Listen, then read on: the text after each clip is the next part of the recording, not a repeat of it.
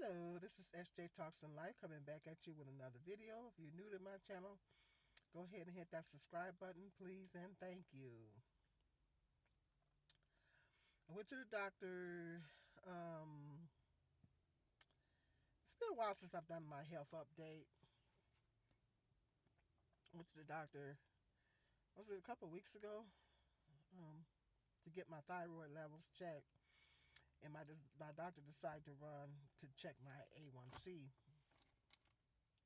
If you keep up with my channel, I don't know if you guys go way back when I said I had pre-diabetes, and then I went on my low carb diet, but that was like way back in 2017, 18, 2018, 2019. Well, it's been a while since I've talked about that. I've done a health update. If you follow me and you watch my channel on a regular basis, you'll see, you know about those videos. But anyway, I got my A1C check, and I was at 5.7,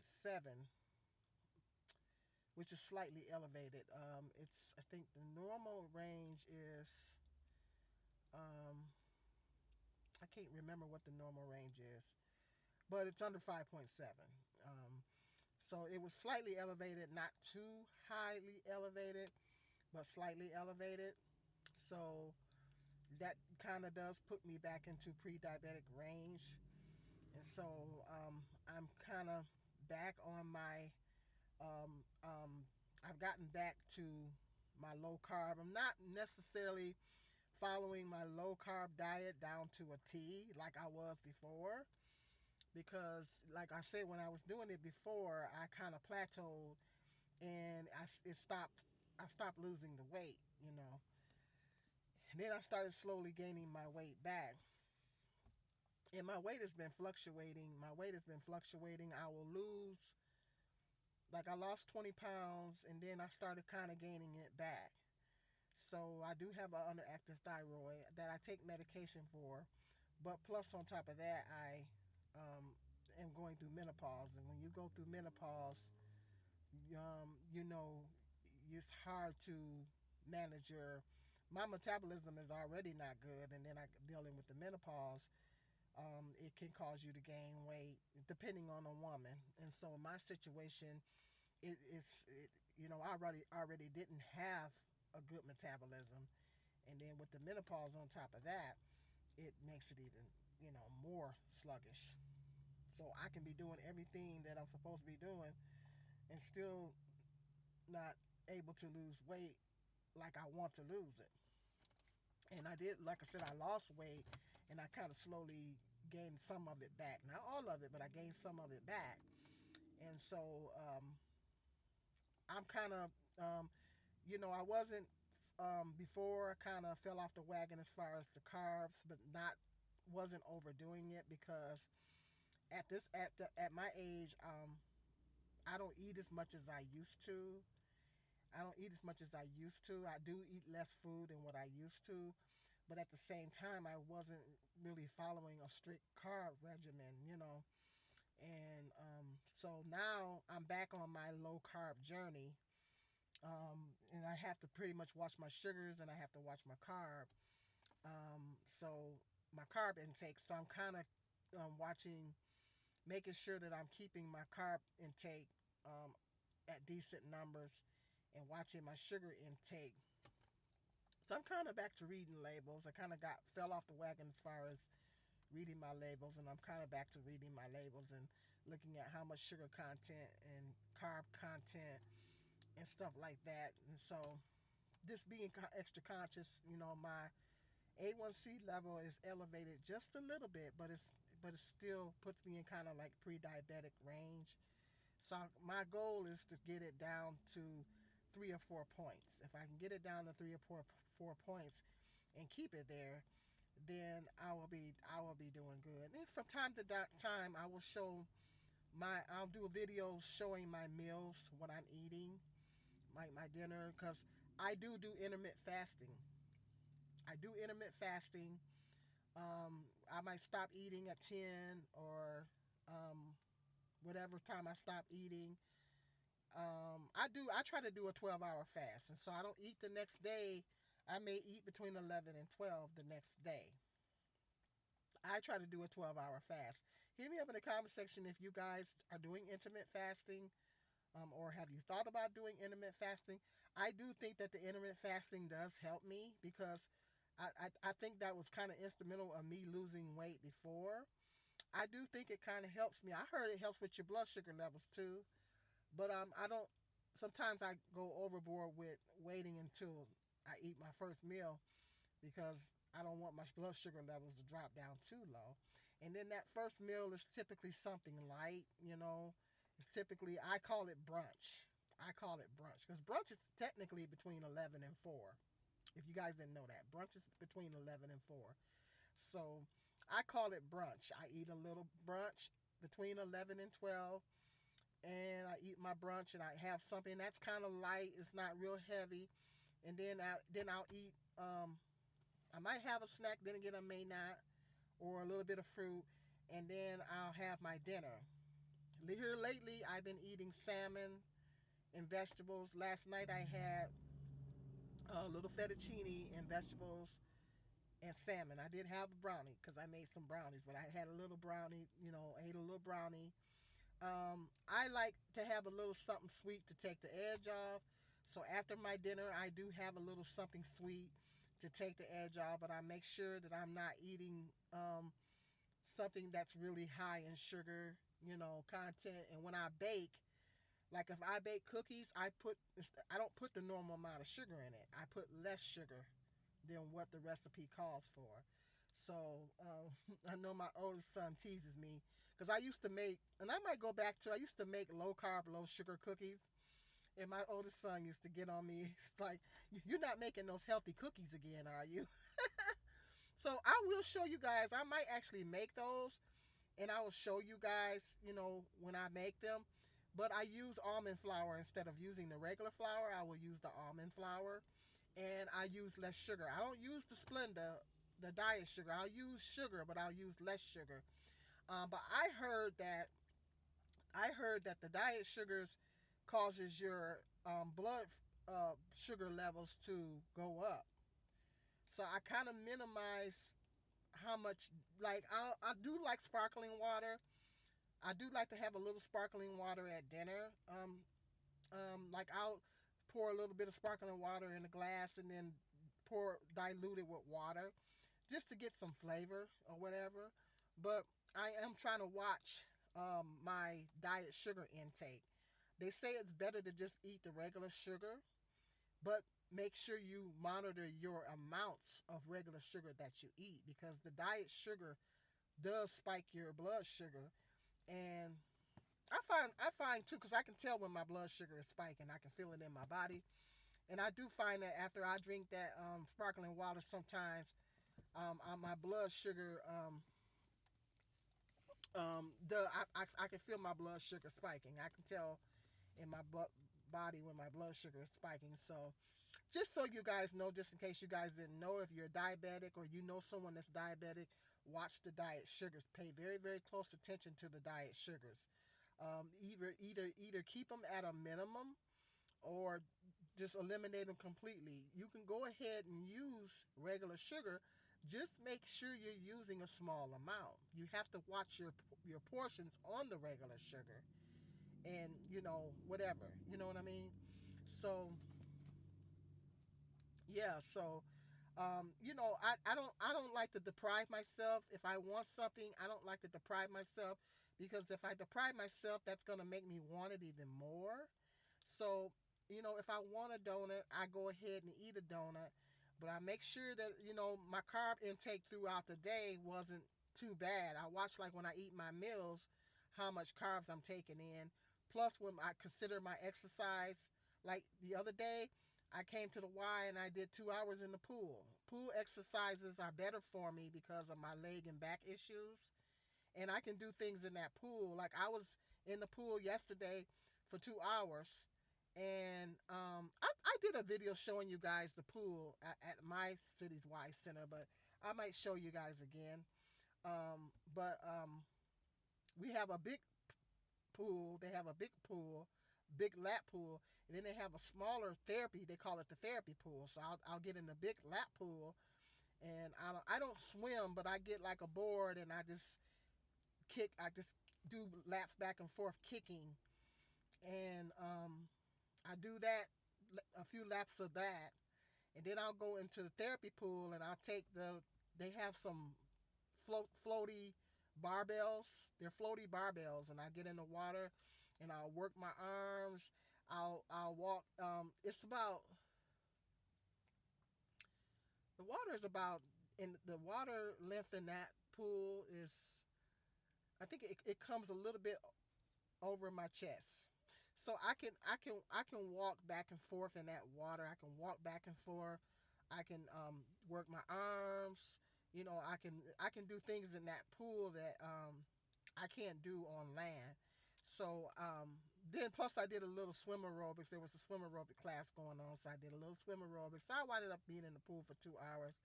I feel like I'm 30 years old again when I'm in that pool. I literally, every now and then I might get, because I do get muscle spasms. Every now and then I might get a little bit of a muscle spasm. But other than that, I feel great when I'm in the pool. I mean, when I was in the pool yesterday, I literally felt like I was 30 years old again. I felt like I had my 30-year-old body again in that pool. Plus, I feel lighter. I feel thinner. And so it's the best exercise to do when I have back and leg issues, so I can do things in the pool that I can't do on land. So the pool workout is really, really great. And plus I can work out a lot longer. Like today I'm going in the gym, and I probably can do maybe 45 minutes tops in the gym. So I can't work out as long in the actual gym because I'm limited on what I can do. I can only be on the treadmill for so long and this and that because I can't stand and walk for long periods. But I do get on the exercise bike. Um, because of my nerve issue, I have to watch the amount of weights that I do. So I have to I have limitations in the gym on what I can do in the actual gym, but when I get into the pool, that's a much better workout, and I can work out a lot longer, and it's not weight bearing. Because a couple of weeks ago, no, last month, was it last month? Yeah, it was last month sometime. My knee acted like it wanted to give out on me, and I literally had to get a cane. I literally had to get a cane. The weather has been fluctuating a lot over the past 3 months up here. We had a really mild winter, and then some days it would get really super warm, and then it would turn around and get cold. And they said that what that is, when a barometric pressure drops, because I googled it, and they said when the barometric pressure drops, that's what causes all of the pains. If you whatever you got arthritis or whatever you got going on, it's gonna hurt even more when that barometric pressure drops. And my knees started acting up really bad, and to the point to where it was hard, having a hard time walking on it. So I wound up grabbing my cane. My friend gave me a cane, so I used that cane, and my brother gave me a knee brace. And I put the knee brace on, and I just kept rubbing it with biofreeze. I'm telling you, getting older is scary, guys. Getting older, I don't know about you guys. Let me know in the comment section, but getting older is scary. It's scary. Getting older is really scary. But I kept rubbing the biofreeze on and wrapping it, and so my knee is doing a lot better. I am going to ultimately go to the doctor and get it checked out and find out what's going on with it. I pray that it's nothing serious. Maybe it might be a little arthritis, but nothing serious. Because I don't need knee problems on top of my leg and back issues. I really don't. Um, I know it's a friend of mine that she has spinal stenosis. I have spinal stenosis, and she has spinal stenosis as well. And she had to have knee surgery. So I don't know, but I find that way back when I was doing physical therapy, the physical therapist told me to watch my posture to make sure that when I'm walking, I straighten out my back. So I thought back to what the physical therapist has said, and I said, well, maybe I'm favoring that knee, because of my back issues. Maybe I'm favoring that knee, and it's causing me to put extra weight on it. And so I started straightening out when I walk.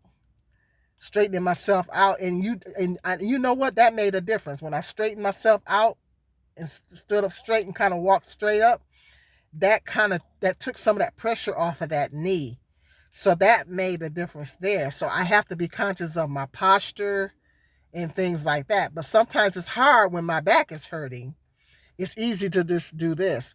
But the physical therapist told me way back to make sure and so that did, when I started doing that, that did make a big difference with my knee. But I'm praying that there's nothing major going on with my knee. I mean, it's one thing after another. But I do my stretches. I'm doing my youngest son stays on me about my stretches. So I find that when I'm doing my stretches and I try to exercise, that does help me. It's a big help. So yeah, so that's, you guys know that if you look at me on a regular basis, that's been a journey over the last 3 years or so about my back and legs and this and that and the other. But now I'm like I said, I'm kind of back on my low carb, low sugar journey, and I come on you got here and let you guys know how I'm coming with it, if I'm losing weight or whatever. But I said it's just so difficult for me to lose weight, and when I lose it, I start gaining it back a little bit, and it's so hard for me to keep it off between my thyroid and my hormones. My estrogen levels are dropping. If you guys can get a chance to watch that video where I'm talking about uh, um, hormones can cause cancer, check it out.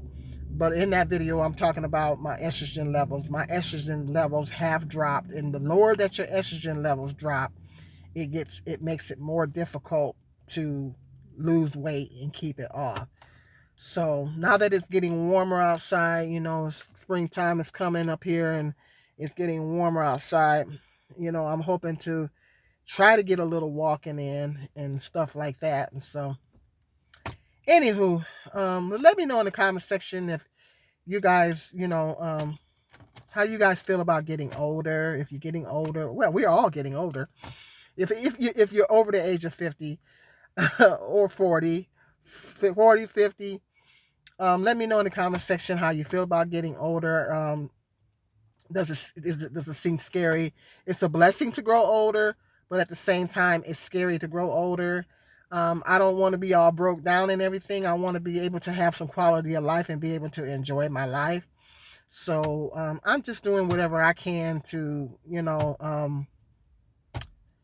have have a good, decent quality of life. If I can have a decent quality of life, even with the aches and pains that I have, um, if I can have a decent quality of life, I'll be happy with that. You know what I mean? But I know I found myself when I got up this morning, I was thanking God that I said, thank God I can walk on my knee. Because when my knee went, my knee literally kind of went out, and I was having a hard time walking on it. And that scared me. That scared the bejeebies out of me. I said, oh my God. So, but I said this morning when I got up, I said, thank God. I said, just thank you that I can just walk I just thank God to just be able to walk. Don't take anything for granted in this life. Don't take anything for granted, and your health is in your wealth. I'm telling you, you guys make sure you're eating right. Nothing wrong with moderation is the key. There's nothing wrong with having some things that you want, but make sure that for the most part, you're eating healthy. You know, um, moderation is definitely the key. But watch your sugars, watch your carbs.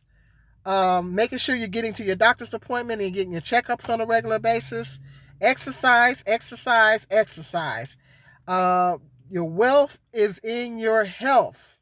Our wealth is in our health. It ain't about what you got in that bank account, because you could be a billionaire, but if you're not healthy, what can you do? You can't enjoy it. You know.